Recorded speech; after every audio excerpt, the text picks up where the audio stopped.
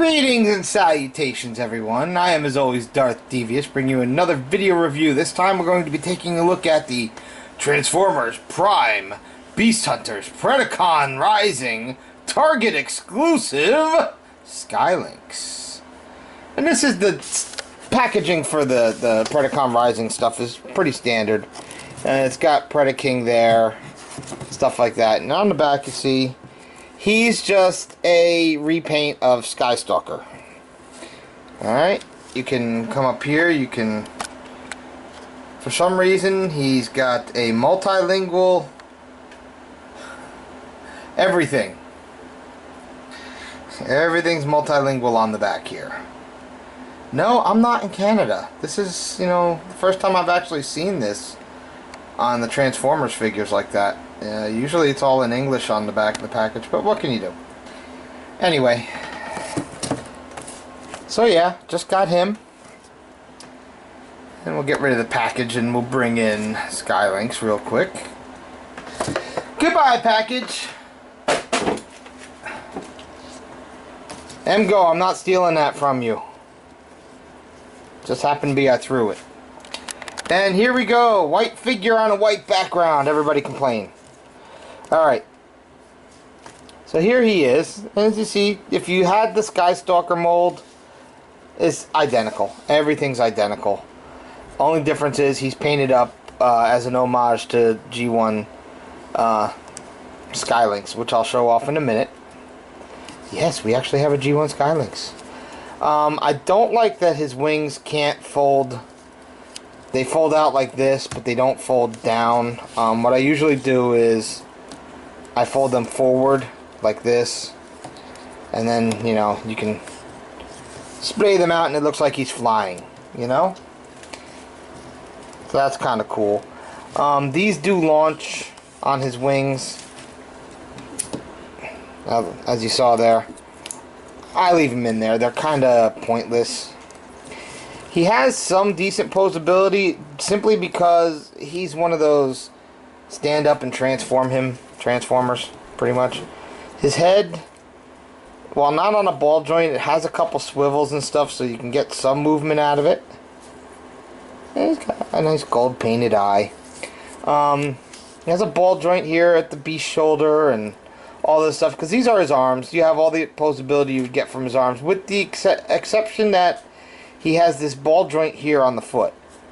And I actually think this would have made the better hand for the figure, but he can't hold his weapon or anything. But still, I think that would have made a better hand because of the ball joint. But we'll get into that.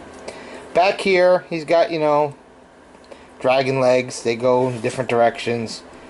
Ball joint at the hip, but like I said, that's mainly because these are his actual robot legs too.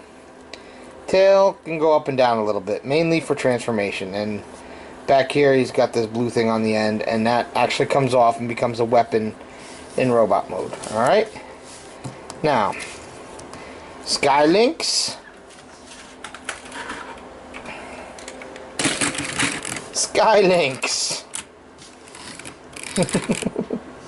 You can see where they were going with the paint job on him, you know.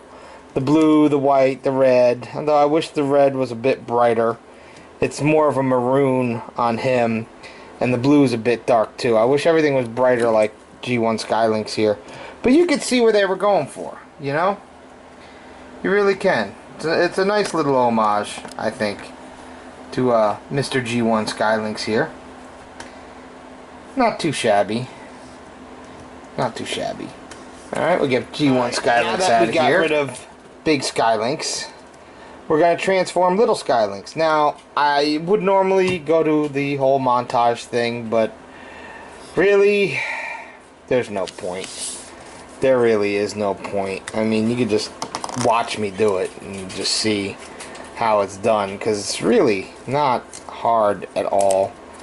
I mean, there's some interesting steps, but you gotta really keep his legs chicken leg like that in robot mode just to get him to stand, and we're gonna be discussing that. He is a very hard figure to pose. And that's a shame, because, you know, he had potential.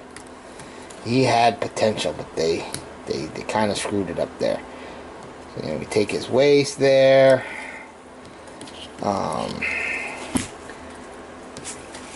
Take his arms. You lock the wings in place. Alright.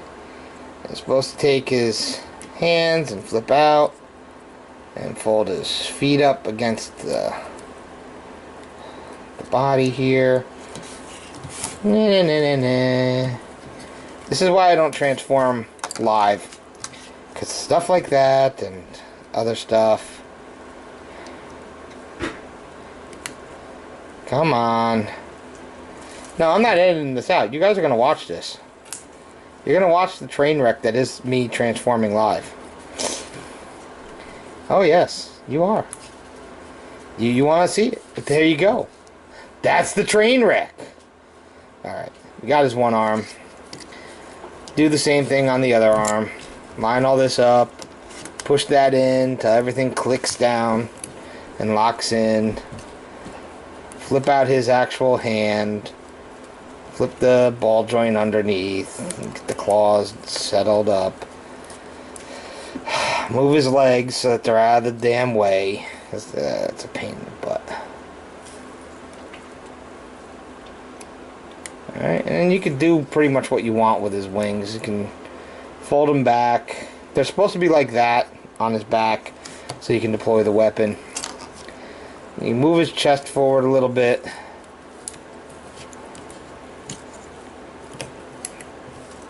And pretty much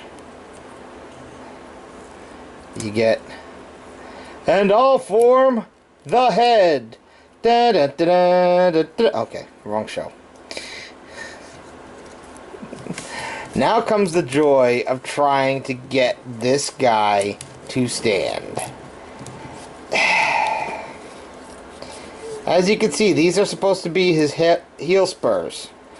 And they don't quite work the way they're supposed to.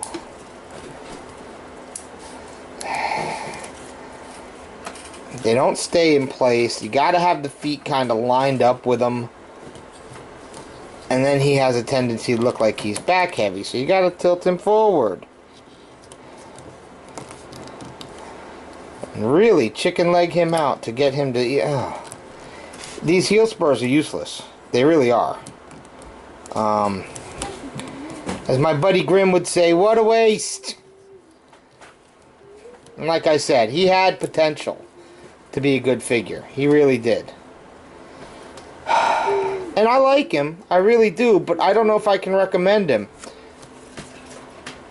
And, that's about all I can say, really. And his weapon, you can take it and slide it over his hand. I think that's how it works. Slide it over his hand. Yeah, there's a little notch on his hand. You can... There you go. And now he's got like this clawed weapon thing. You can deploy these and...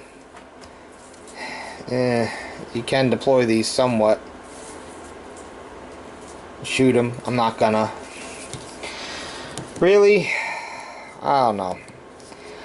If you see him and you really want him for just simply to have the homage to G1 Lynx, go ahead and get him. He's kind of cheap. I know Target is selling the Predacon Rising Deluxes for $12.99 as opposed to the regular Beast Hunters Deluxes, which are selling for like $15.99 for some stupid reason. Come on, stand for a minute. Ah! I had him in a decent pose the other day. I really did. Alright. There he is in a pose. We'll show you how small he is. Here's Grimwing. And here's the Voyager Predaking.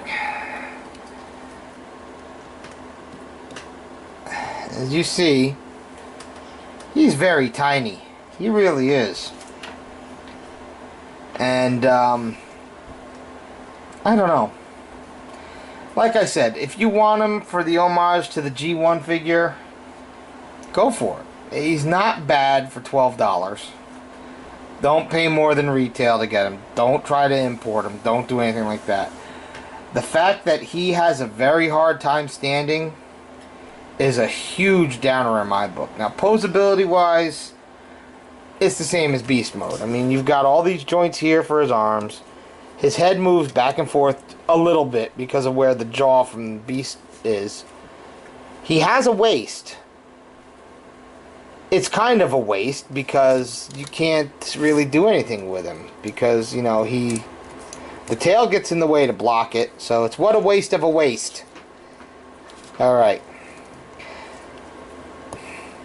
I don't know what else to say, guys. This one should go into the, you know, possible skip pile if you want. Get him if you want. I couldn't see, you know, I wanted Skystalker. I never got him. And then I saw they were doing this homage, and I said, you know what? I'll wait and get the Lynx version.